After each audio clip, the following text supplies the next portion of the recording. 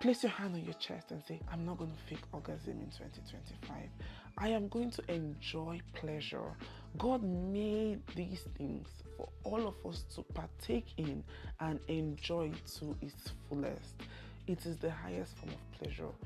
Why would you not orgasm? Why would you sacrifice that though? After everything, you tell him how, oh my God, you were so great. That was so amazing. But I haven't arrived yet. It's just simple. And being happy women, that orgasm. When you orgasm, you're a happy woman. I promise. Oh my God. Intimacy in marriage isn't always the fairy tale that we were sold. There are so many struggles that we women face when it comes to intimacy in marriage. And sometimes we do not talk about these things because we are ashamed to talk about them. And other times where we're not even ashamed, we're not talking about them because it's a taboo topic, okay? Or would not even notice the pattern and notice how these patterns can hurt our relationships. So in today's video, we're going to pull back the curtain a little bit and address the 7 intimacy mistakes that women make. And these mistakes must stop in this new year 2025, okay? And I know that some of the things I'll be saying might hit home, but that is the entire point. That is the idea. The idea is for us to be very, very open and honest with ourselves, okay? Because real change begins with honesty. So the minute we are honest, then we know how to go about, changing these patterns and these habits and enjoying intimacy a bit more. If this sounds like something that you want to listen to, then please sit back there, relax and keep watching. My name is Mabel and you're welcome to her safe space. On here, we discuss everything that pertains to our lives as women. We'll talk about intimacy, we'll talk about our marriages, we'll talk about our kids, we'll talk about our self-care. We motivate ourselves to push and be the best version of ourselves. And if this sounds like something you want to be a part of, then do a favor and smash. Now you're doing this favor to me and to yourself, all right? Smash the subscribe button and hit the bell icon so that you can be the first to know when I have a new video up. Please also do well to give this video a thumbs up before we continue. And yeah, if you think that you have someone in your life that would need to, be a part of this, then go ahead and share this video with them. All right, let's jump right into it.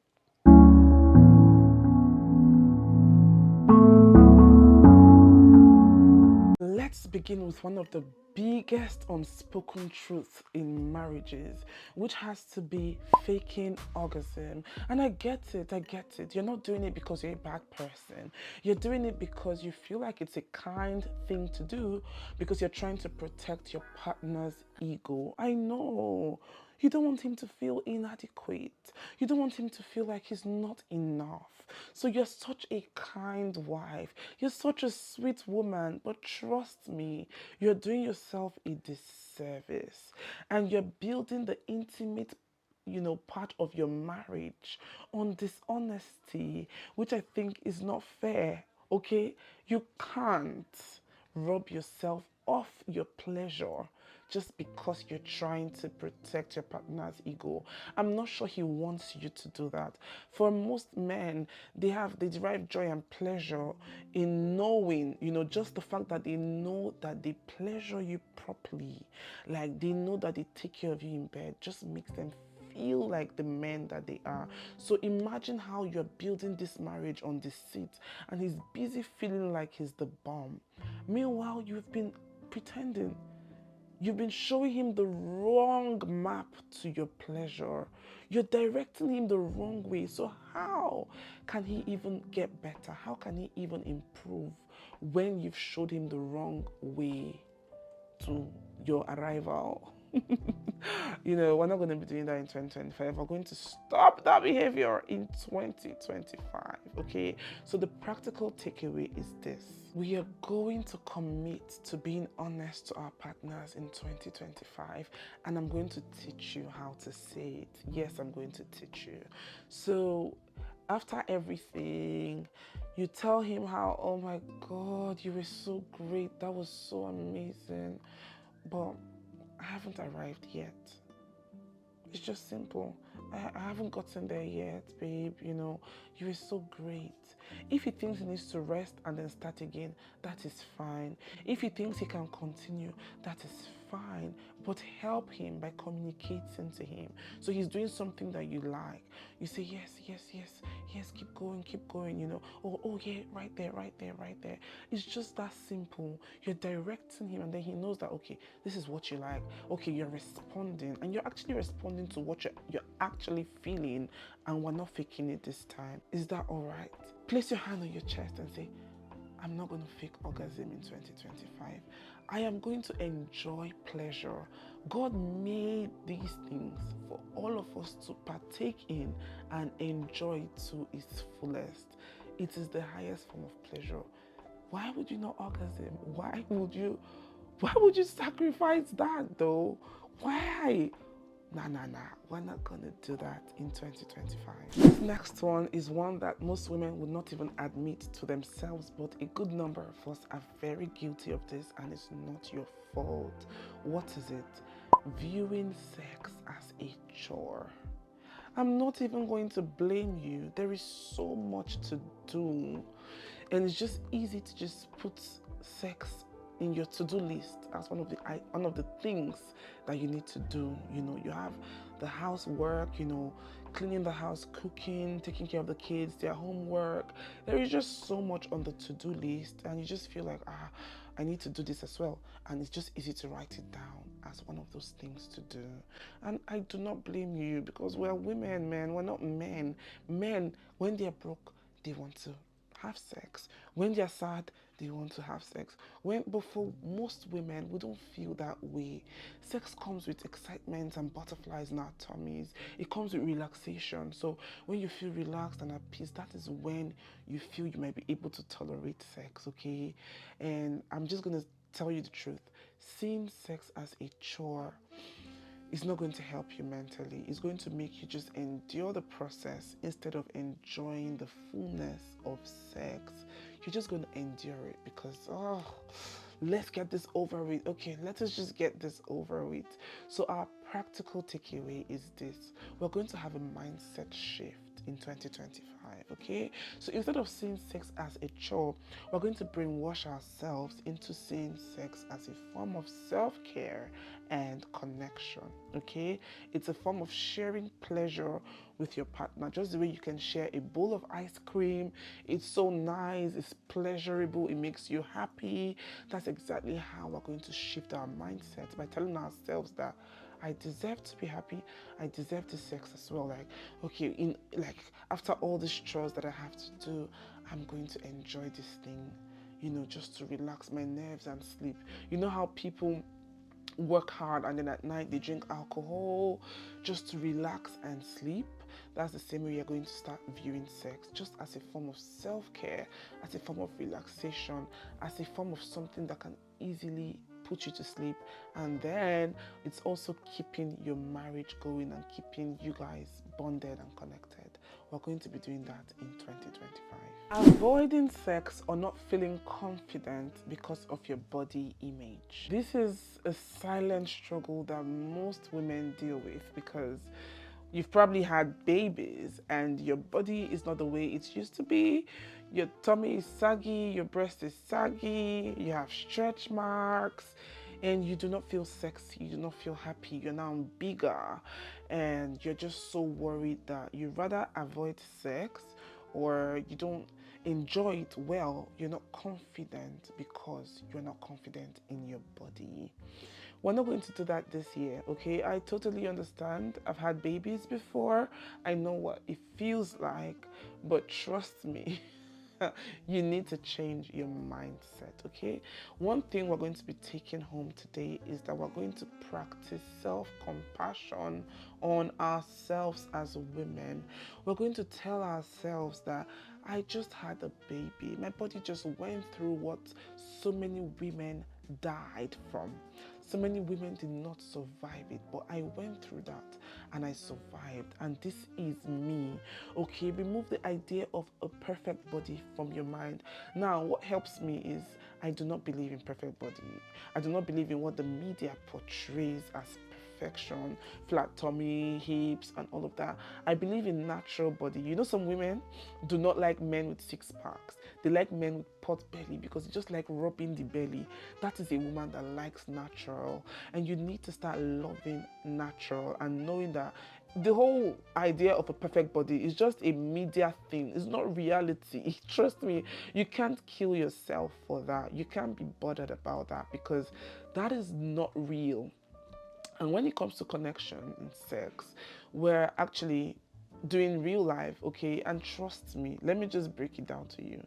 Your partner most likely doesn't see your flaws the way that you do.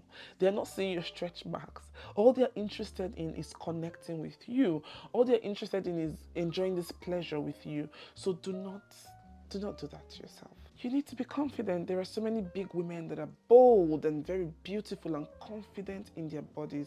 You need to psych yourself into understanding that you are beautiful just the way you are. If you think that it's so bad and you need to go to the gym, then that's on you. But for the most part, your partner isn't seeing it that way. Your partner is so interested in connecting with you. So you're going to enjoy sex and you're going to tell yourself that, this is a time for you to enjoy.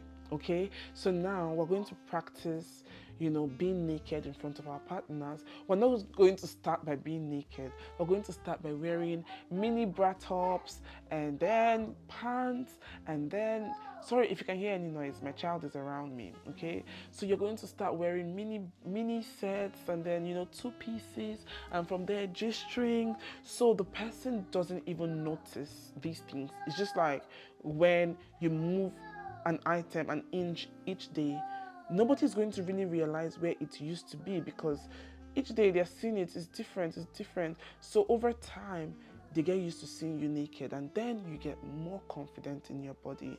Practice self-compassion in 2025. Enjoy sex. Enjoy your body.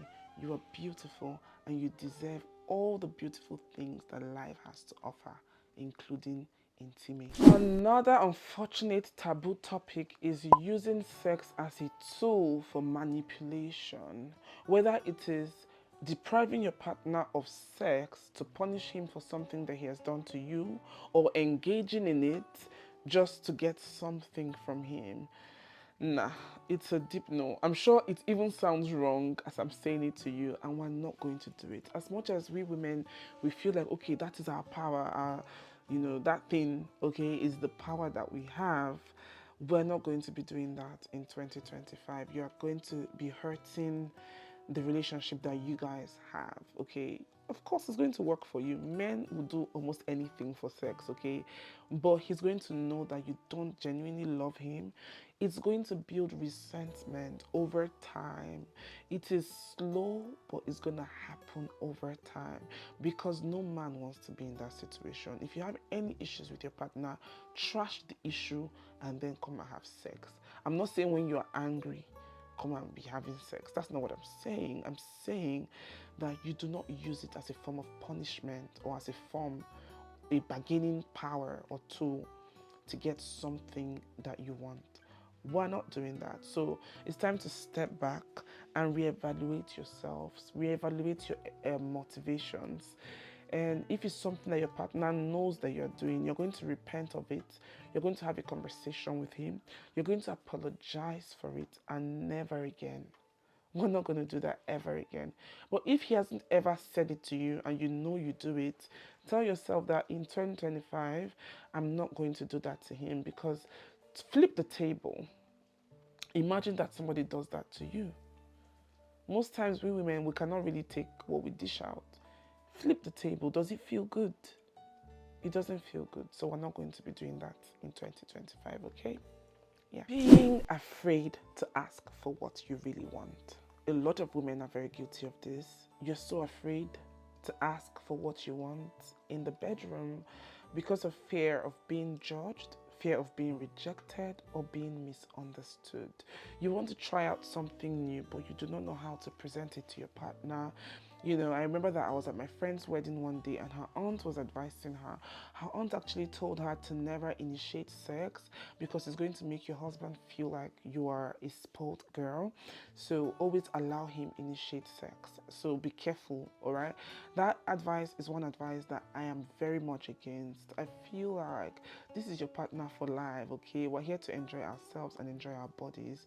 So if you feel like you want it a certain way, you want it slow paced, communicate. Okay, a lot of times we think that our partners would figure it out. Newsflash, that man is not a mind reader. He's not going to read your mind if you do not tell him. So you might want more foreplay. Please communicate, okay? Tell him, oh, let's spend more time. Just say it in a nice way. Oh, no, babe, I'm not ready. Let's spend more time doing this. You just, that is a form of communication. You're saying it in a nice way, but you're telling him that you're not ready to move on to the next because you're enjoying this one. All right? You want to try something new, try something new. If you need to tell him, tell him. If you don't need to tell him, take charge and try something new.